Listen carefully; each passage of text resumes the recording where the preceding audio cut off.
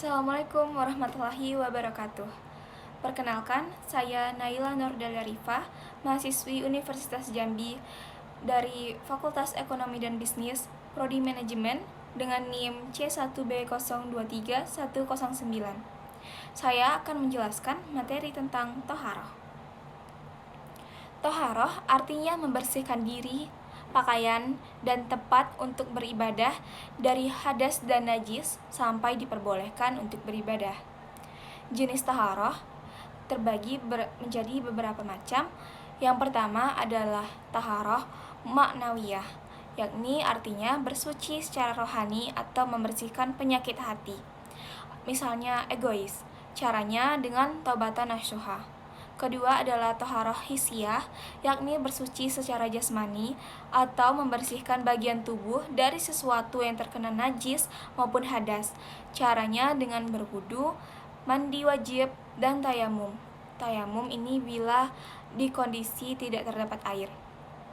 Lalu lanjut pada pembagian air untuk toharoh. Pembagian air untuk toharoh ini yang pertama, air yang suci dan menyucikan atau air mutlak, yakni air yang bersumber dari bumi dengan sifat asli penciptaannya. Contohnya seperti air hujan dan air sungai. Kedua adalah air musyamas atau air yang dipanaskan di bawah sinar matahari dengan wadah dari logam selain emas dan perak. Contohnya besi atau tembaga. Ketiga adalah air mustakmal,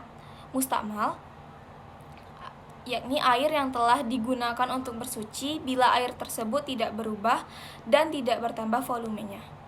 Lalu ada hadas, yakni keadaan badan tidak suci atau kotor jadi tidak diperbolehkan untuk beribadah.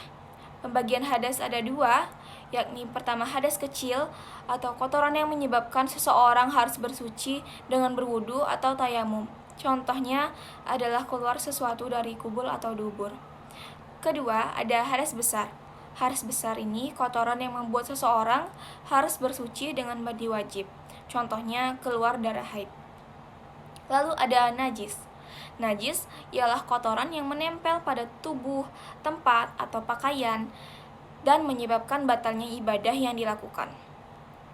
Pembagian jenis najis yang pertama yakni najis mukhafafah atau najis ringan. Contohnya air kencing bayi laki-laki berusia kurang dari 2 tahun.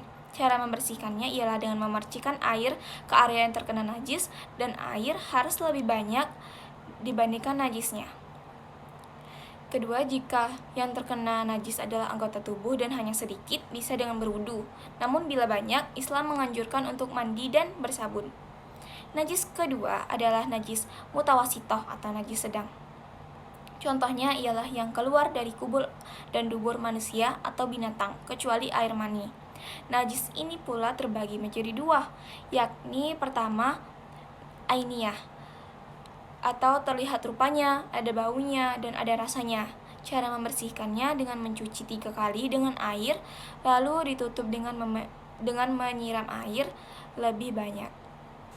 Kedua adalah hukmiyah, yakni tidak ada rupa, tidak ada bau, dan tidak ada rasanya. Contohnya air khamar yang telah mengering. Cara membersihkannya dengan mengalirkan air dengan volume lebih banyak dari najis tersebut.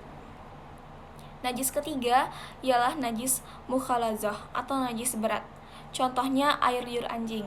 Cara membersihkannya dengan dibasuh dengan air sebanyak 7 kali basuhan, di mana salah satunya dicampur dengan debu, lalu disusul dengan membasuhnya menggunakan air. Namun, sebelum dibersihkan dengan air, najis tersebut harus hilang lebih dahulu wujudnya. Lalu ada istinja. Istinja berarti bersuci setelah buang air besar atau buang air kecil. Cara istinja dapat dilakukan dengan salah satu dari cara berikut. Yang pertama ialah dengan air, ukuran bersihnya ditentukan sesuai keyakinan masing-masing. Kedua, dengan batu. Ketiga, dengan 3 buah batu atau sebuah batu dengan 3 permukaan. Keempat, dengan daun. Lalu tempat yang dilarang untuk beristinja yang pertama di tempat berteduh dan di jalan umum. Kedua, di bawah pohon yang dimanfaatkan manusia. Ketiga, di sumber air. Lalu lanjut pada wudu. Wudu berarti menyucikan anggota tubuh dengan air dan berkaitan dengan kewajiban setiap akan melaksanakan ibadah sholat. Syarat sah wudu yang pertama ialah Islam. Kedua, mumayyiz atau anak yang sudah anak yang bisa membedakan mana yang benar dan mana yang salah.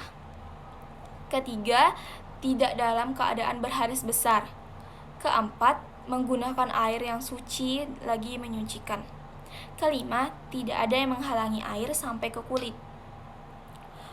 Lalu ada rukun wudu. Yang pertama ialah niat. Nawaitul wudu'a li raf'il hadasil asghari fardu lillahi ta'ala. Kedua, membasuh muka. Ketiga, membasuh kedua tangan. Lalu membasuh sebagian kepala. Kelima, membasuh kedua kaki. Dan terakhir, tertib atau berurutan. Hal-hal yang dapat membatalkan wudu, yang pertama ialah keluar sesuatu dari kubul atau dubur, kecuali air mani. Kedua, bersentuhan dengan yang bukan mahramnya. Ketiga, hilangnya akal seseorang. Keempat, menyentuh kemaluan dengan telapak tangan. Kelima, tidur. Dari penjelasan di atas dapat disimpulkan bahwa sebelum beribadah kita wajib bertaharah terlebih dahulu agar tidak dalam kondisi berhadas dan ada najis yang menempel. Allah juga menyukai orang-orang yang menyucikan dirinya. Hal ini tertuang dalam surah Al-Baqarah ayat 222. Dalam Islam, kita diajarkan untuk mencari ilmu dan berbagi pengetahuan. Saya berharap dengan penyampaian materi ini dapat memberikan Anda sekalian wawasan yang berguna. Lebih dan kurangnya saya mohon maaf. Saya pamit undur diri. Terima kasih. Wassalamualaikum warahmatullahi wabarakatuh.